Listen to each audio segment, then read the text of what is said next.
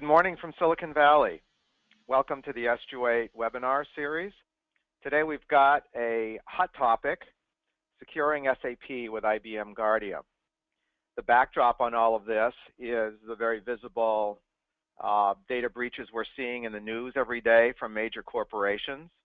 Why are we worrying about securing SAP data? Very simply because that's where the data is in large corporations. And so today we're going to talk a little bit about one of the larger ERP implementations in American and global companies, that's SAP, and how you can be assured that your data is really secure. I'm Mark Hebert. I'm the Chief Operating Officer for S28. And with me today I have Joe DiPietro from IBM. He runs the Guardium group within the Data Governance Center of Excellence for IBM. A good friend and great colleague. We've worked together over the years. And we're going to cover 4 main areas together today over the next 30 minutes or so. I want to spend a few minutes just kind of setting this up. What are the challenges in securing data in an SAP environment? There are special environmental challenges associated with SAP. We'll get into that. Then I'm going to hand it over to Joe to talk about some of the details around how you fill in the holes around SAP security using a sort of a blanket coverage with a product called IBM Guardium. And then we'll summarize with the overall benefits of securing your environment in this way and open it up for questions. There is a questions tab in your GoToWebinar pop-up. So if you would like to ask any questions, just enter them anytime, and we'll cover them at the end of the during the question session. Okay, let me tee this up now for Joe. So SAP is by far the largest ERP for American companies, and that's true globally as well, dominant market share. And it is, for an SAP customer, it is also the big kahuna in their IT operations. There's a lot of complexity in managing SAP, both in production and non-production copies of data. That data in many organizations has been accumulating for a long period of time, so that not only is it a big platform, but it's the biggest database, typically, of any application in an SAP environment. There is obviously a strong security framework around SAP that everybody uses. However, those security capabilities do have loopholes, and that's particularly true with insiders, who are the sysadmins and others who have access to the data directly with SAP. There are other types of loopholes that make it vulnerable as well. So we'll be covering how you might approach those loopholes with a product like Guardium.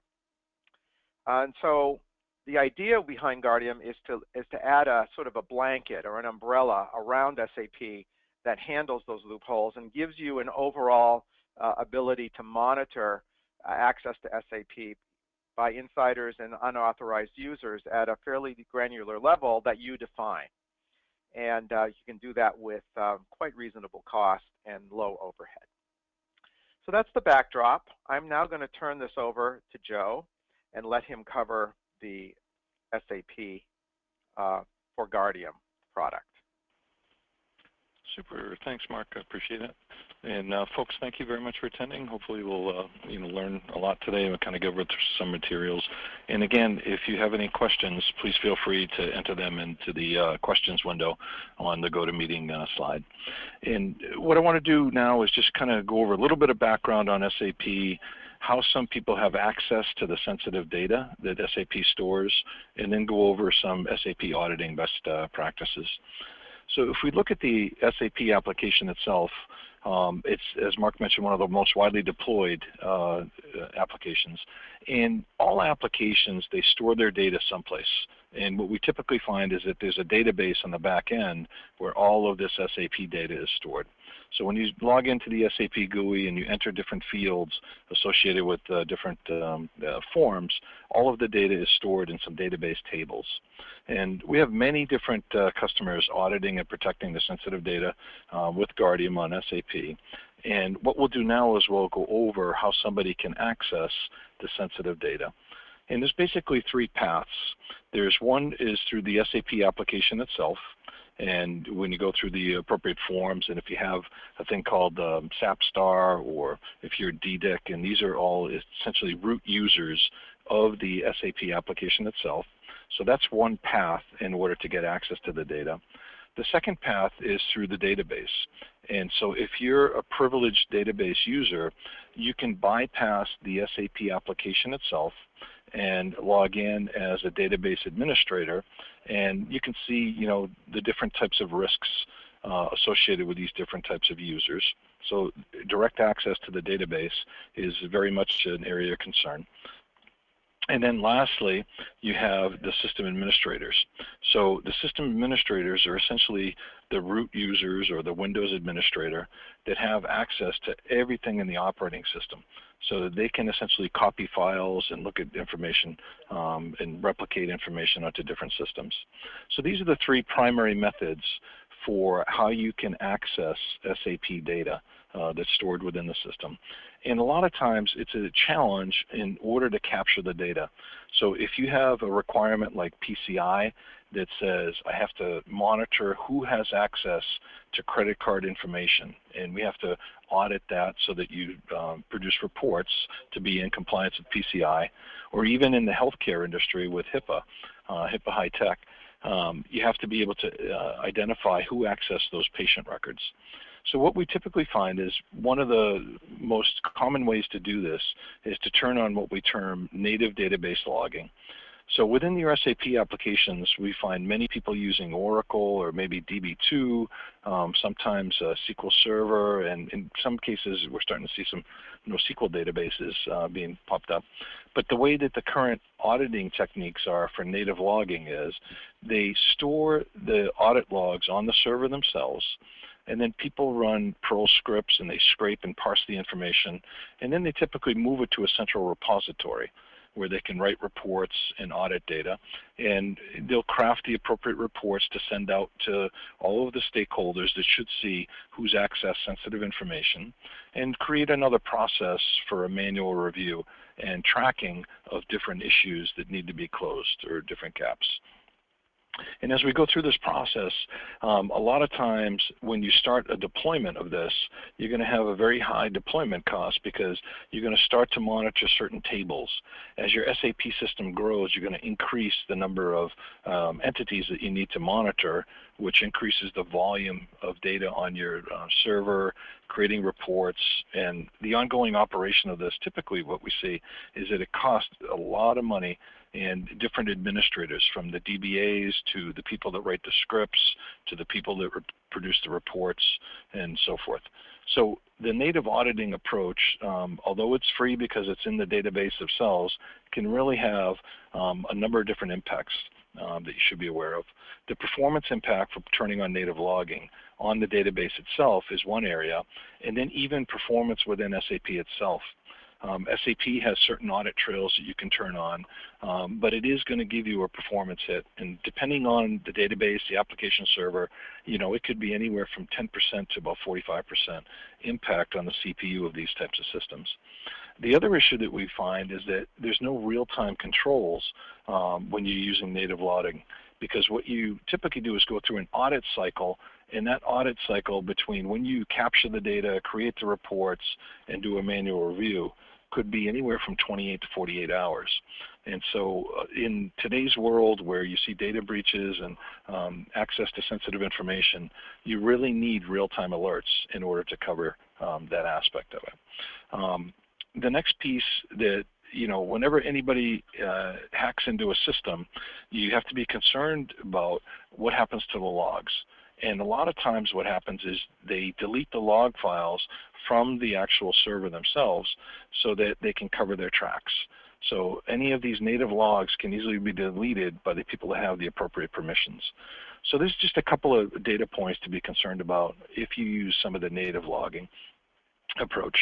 So another way to capture the data, and this is what Guardian's been doing for almost a decade now, is to capture the transaction.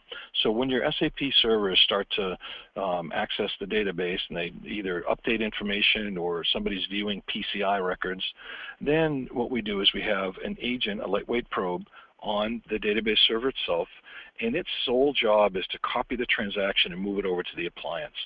And the reason why it does that is it intercepts it because we want to make sure that there's low overhead on the server. And by doing this, we don't write anything to the actual database server. It's all transmitted in real time to the appliance. And this gives us a benefit of storing the audit information off of the appliance itself. So what happens is if there was a breach in this particular case on the server, there's no way to modify the log files or delete them. So that way you can have a tamper-proof environment that ensures you have separation of duties. And the other piece that goes along with this is it's a very seamless integration. So you don't have to modify anything to do with the SAP environment, nothing with the SAP application server, the databases, and so forth. It installs very simply at the operating system level. And this efficient architecture is needed because when we store these audit records, we have unique technology that compresses the data so that these audit records won't consume a vast volume of information. And that's another benefit as opposed to the native logging. All right, and if you need to scale to many different applications, and a lot of times customers use Guardium not only for their SAP environment, but for the rest of their database infrastructure. And so we have the ability to scale to having multiple collectors, and then we have a central manager that can push down all the policies and aggregate the data so that you can have centralized reporting for this type of environment. So if you ask, well, Joe, what happens with Guardium? What's a summary?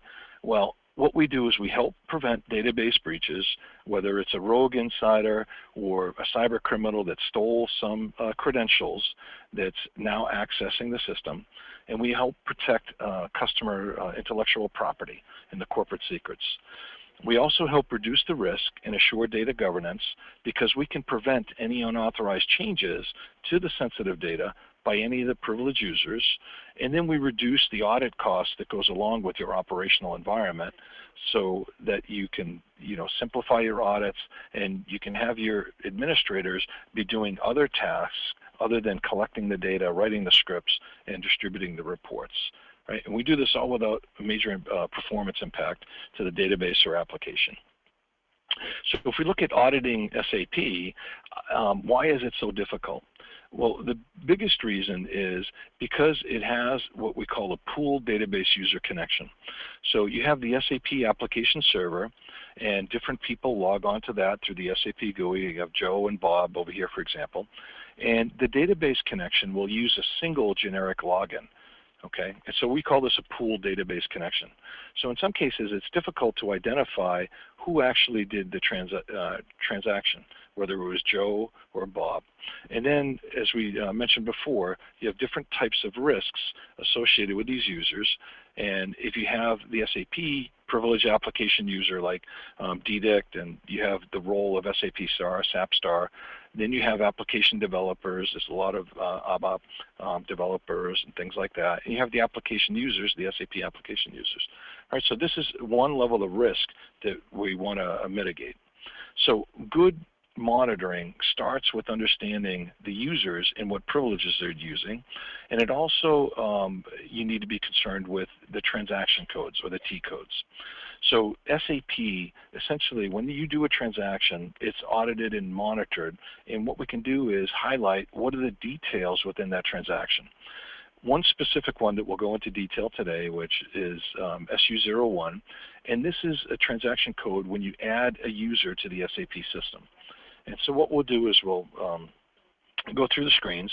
So when you type in your transaction code SU01 and then you start to add things into the system, that STAP that I mentioned before will capture the data, forward it over to the appliance, and then all of the details that you're seeing within the SAP screen can be comprised within your audit trail. So whether you want to see some information like who the user was that you added into the system, and within SAP, all this information is stored within many different database tables. So all of the tables that are related to a specific user, if we look at the ADRP table, and this is where all of the personal sensitive data is stored, right? So we can see within ADRP, here's the insert when I added the user Joe. When you log on to the system, you have to get something with the user master records. So USR01 is another database table that captures that user information. And then here's your logon data with USR02. And you can see that when I added the user that Joe is now added as the logon user. And then within SAP, all of your master authorizations are kept within USR04. So this keeps essentially all of the authorization permissions of what Joe can do within the database itself. Now, like many different complicated systems and very well organized systems, one user can touch many different database tables. So when you do an SAP transaction, what you can do is in the Guardian system, once we keep a log and history of all the transactions that were done, we can simply go and highlight and double click and look at the user activity summary. So if I'm looking for a critical transaction, I can look at the different object names. And if you Google SAP tables out there, on the internet, you'll find a lot of good descriptions of what some of these tables mean. And I already mentioned the ADRP table keeps sensitive information. And I noticed over here when I did my adding of the user that I have an insert into this table. So this tells me what the SQL verb was when you did a transaction within SAP. So this way I can see what the personal information and who accessed this. So if somebody did a select statement on the ADRP table, they're viewing some of the sensitive information. So what we can do now is look at what tables you're interested in. So in my particular case, I did an insert into the user 04 table, and I can show the specific SQL statement with the values. And this is all done without turning on any of the native SAP audit trail that you may have to flip on within the application itself. Okay, and here's the insert into the table, and this tells me who did that. If I look at another transaction, like a general ledger transaction, and I'm doing a posting, an FB50 transaction, then you can see within the audit trail that this is specifically the T code or the transaction code that SAP execute. So this way you can have a summary of the different users within the environment. And remember that I mentioned before that SAP has a pooled database user. So we capture that under what's called the database username. And then we have the application user, which is the actual SAP user that logged on to the GUI. In this way, we can keep a full audit trail of what transactions were done and who the user is that did that transaction. So this is another example with a different transaction code, making some changes into the compensation adjustment. And again, we can say, was this person authorized to perform these transactions? Here's a scenario they pulled off the internet, and essentially what was happening is somebody hired a contractor, and what they did was they came in and they helped them within their SAP environment. However, they included some unauthorized access to themselves and two other employees. And what did they do? They essentially added the profile of SAP ALL or SAP ALL. And what this gives them the permissions to do is to look at anything or change anything within the SAP system. And this particular person, they identified that something was going wrong. They tried to look at the audit logs of where the user profiles were changed. They took a print screen of it that day. However, when they went back to look at the registry changes, right, they couldn't find it. So it was deleted from the USH04 table for those three users. So they were trying to find out who's responsible for making the deletion, is there any log file of this, and how would you go about accomplishing this? So in the case of SAP, if I wanted to add a profile of SAP ALL, this is what you would do within the GUI. And so you'd come down to the Profiles tab, and then you'd add the SAP ALL profile to the SAP administrator or the user that you're doing. Now, if you had Guardium turned on within that environment, it's very easy to be able to see and search on how you could identify that transaction. We'll simply go to the object name. We'd look at the insert into that USH04 table. We do a drill down on it, and you can see here's the insert, and here is the user Joe, and it was done with the SAP ALL privileges. So this way you can very easily identify any forensic capability after the fact, or put on proactive policies to have real-time alerts if you wanted to prevent anybody from adding the administrator of SAP Star. Okay, so when you look at the auditing trails, you can't delete the SAP audit trails because they're not on the server. And this is why it's very important to have that host-based probe redirect the audit trail to another server so that you're not affecting your native logging or keeping access of the logs where somebody, a privileged user, could delete them. And then the next thing that this will tell you is that we have all the automated reports and real-time alerts for identifying SAP ALL privileges. Okay. So if we look at another transaction code, a lot of times what we're seeing now with a lot of the different requirements like PCI and healthcare, and even looking at sensitive customer data within your SAP system, here's a transaction code XD03 that shows you if somebody is trying to look at a customer record or display a customer record. So in my particular case, I'm looking at customer record 10,001, and we have a full audit trail of that, and you can see what the T code was, XD03, within the audit trail, and then we can identify who the specific user, Joe, was looking at, customer number 10,001. So again, you have a full audit trail of all the information that will happen within your SAP environment. And good SAP policies cover 3 types of rules. And the different rules that we have within the Guardium system is an access rule. So this is where somebody is doing a SQL query to the database, and essentially this would be if somebody did an XD03, right? I looked at a customer record. So this is what we term an access rule, looking at information within the database. The second type of rule is the result sets that come back. So I could see potentially credit card data, social security information, any PII, personally identifiable information that comes back. And this would be in the result set.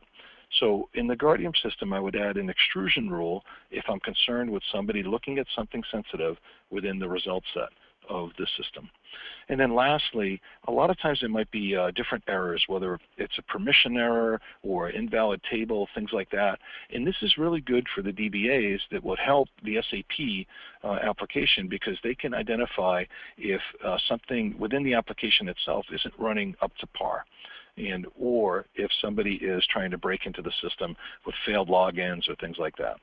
And in our particular case, this is what we call an exception rule. So just to highlight those 3 types of rules within the system, we have policies, predefined SAP policies for PCI out of the box. And PCI is probably one of the more stringent rules. So if you have good PCI controls, you can use these controls as a framework for some of your other auditing requirements like HIPAA or any data privacy laws. So this is the access rules. I'm looking at select commands where you're not the SAP application user and you're getting access to PCI or credit card information. Right? If you're doing DDL commands, right, I'm going to log full details, so you're changing the structure of the database itself. If you're doing grant commands to any of the cardholder objects, I want to know about that, because you might be granting information to public, so any database administrator could get access to those sensitive tables. So again, these are the SQL query rules.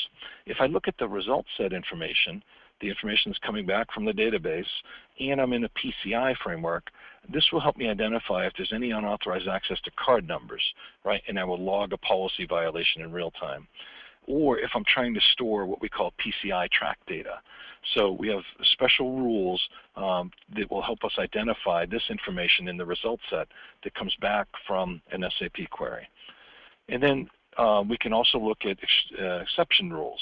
these exception rules of like failed logins, SQL errors, and we have things with it's called risk indicators, right? So if you're trying to do a SQL injection type attack, there are certain error codes that come back that help us clue into that particular vulnerability.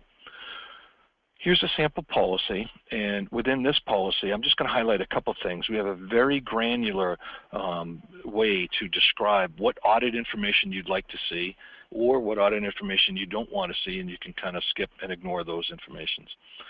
So in this case, I have a predefined group called SAP PCI, and this shows me all the different SAP tables that may contain PCI data. So I want to be very keyed into this. And then the next thing I can do is I can look at any DDL commands. So this is any changes to those tables, right? So if somebody's trying to change the structure of any of this PCI information, I'll be able to audit that and provide real-time alerting. So the actions that you can take are alerting, alert per match, alert once, so if you don't want to get flooded with a number of different alerts, and so forth. The next rule that I'll just cover very briefly is PCI with track data. So within the PCI standards, it tells you that you should not store any of the sensitive information, the CVV. So if you look at your credit card, when you make a transaction, you're always asked for that special code on the back, right? The PIN verification code and so forth. So all of these information, it's a violation to store this part of your credit card information. And then what we do is, in the Guardium system, we have a special rule that starts with Guardium PCI track data, so that I know that if the transaction is trying to store that information, that will be able to write a policy violation. So one specific example is if a database administrator goes directly to a table that has access to PCI data, and this is the table inside of the database, and he does a specific select statement. So I want to see all the information, right? So I know who the username is that accessed this particular SQL transaction, and then here's all of the policy violations from those predefined reports. The first one is an unauthorized user trying to get access to data, and you can see that we monitor the result set, the extruded value. So here's that credit card value, but I notice I don't want to be a sensitive data store, so I've redacted information in the audit trail, but given you enough to know who the actual credit card number is for your audit and forensic capability. We've also identified, here's a violation with the credit card information rule. Here's one on unauthorized users accessing the SAP tables that have credit card information. And here's an unauthorized client accessing cardholder data. So within one transaction, I've fired off 4 policy violations according to the predefined policies that we ship with SAP. So that's a very broad overview within the SAP system. And what I'd like to do is wrap up with this slide by saying that Guardium has full support of all of the different database types that your SAP application will run, whether it's DB2, Oracle, or even SAP HANA. And we have full support for data warehouses or big data in NoSQL environments. And what I'd like to do now is transition the presentation back to Mark so he can summarize. Joe, thank you very much. I thought those were really terrific examples of pinpointing where the vulnerabilities are within SAP and how Guardium does an effective job of covering them, addressing them, such that you get a much more complete story around security. I'd like to wrap up now just by summarizing some of the benefits that Joe highlighted, and then we'll move into questions. So you really got, I think, a really good set of examples about how Guardium creates a blanket around the complexities of SAP and those vulnerabilities with simple, clear policies, management tools, and predefined controls, as well as great management reporting that really helps you ensure compliance for data security and sensitive data, both for audit and regulatory purposes. It also gives you a lot more capability now for monitoring rogue insiders and gives you much clearer information beyond just the traditional SAP transaction logs. Uh, I think with Guardium as an umbrella, it then gives you the capability to really be assured that SAP is secured with around any kind of fraud or unauthorized activity, and it does that in a lightweight way without making changes to SAP itself, such that you don't have a performance impact, but you've got a lot of rich data. The last thing I would add that we haven't mentioned is that this is not just about SAP. We've been focusing on that as the key target for this webinar, but Guardium is actually a generic platform for this sort of database security, monitoring, and control. It can apply to any application on any platform, so that you might start with SAP but extend it throughout the whole enterprise. And we see customers increasingly doing that with all of their production and non-production databases. In summary, we have heard a great story about how to secure SAP with Guardium. And S28 is an IBM partner that has been partnering around Guardium and other related products like Optum within the IBM portfolio. We've been around for 10 years. We've been implementing Guardium for 4, as well as Optum for 7. We have a product development relationship with IBM around these products, and so you can't do any better with the combination of IBM, Guardium, and S28. With that, we're going to move it over to questions now, and then we'll wrap up. First question I've got, Joe, this is for you. If you don't have access to an SAP application, then how does somebody really get access to the data? So many times, as I mentioned earlier on, there's 3 ways to get access to the data: through the SAP application, or through the database, or through the operating system. So if you're a DBA, you may not have access to the SAP application, but you can still get access to the tables, as I showed in the last slide. And then from the operating system perspective, if you're a root user, you can easily switch users to the database administrator to get access in through the database as well. So you have 2 other ways to get access to the SAP data outside of the SAP application. Okay, thanks. Follow-on question, how much impact is there really to the database server? That's a great question, and it depends on how much you're auditing. In general, if our customers are monitoring just the privileged database users in the transactions that they perform, it's around 1 or 2% CPU overhead. If you're monitoring all the transactions on the database server, it could be upwards of less than 5%, but in the single digits range, around that area. And do you need to load an agent on the SAP application server instance itself? Yeah, no, you don't need to load an agent on the SAP application server itself, but you would load it on the database server, and that way you can protect against the DBAs getting access to the database, as well as monitoring the SAP application server when it makes a transaction and writes that information to the database. So you'd load it on the database server itself. Here's a different sort of question. What's the time to value for Guardium for SAP? Let me take a crack at that. What we find is that the Guardium platform itself is really pretty lightweight and quick to install and configure. It's not atypical for an implementation project for a large database like SAP to take 2 to 4 weeks, depending on how much reporting and dashboarding needs to be built out. It can go more than that if you want to get fancy and detailed, but you're up and running really in a matter of a week or 2, and then it's a matter of defining new policies and building the necessary reporting associated with that. Do you want to add anything to that, Joe? No, I think that is a great summary, and a lot of times what people will do is they'll start with one project, one application like SAP, and in many cases the HR department is the initial one, and then they'll go to other business applications. But you're right, in the range of 2 to 4 weeks from an implementation. Final question. From an auditor's standpoint, Joe, how do you see that Guardium really helps an SAP customer meet audit compliance? Yes, that's a great question. And from an auditing perspective, it depends on what regulations you're required to report on. So if we look at either PCI or SOX or HIPAA, those all have unique requirements, and you need two levels of information. So one level, for example, the auditing is who got access to the sensitive data.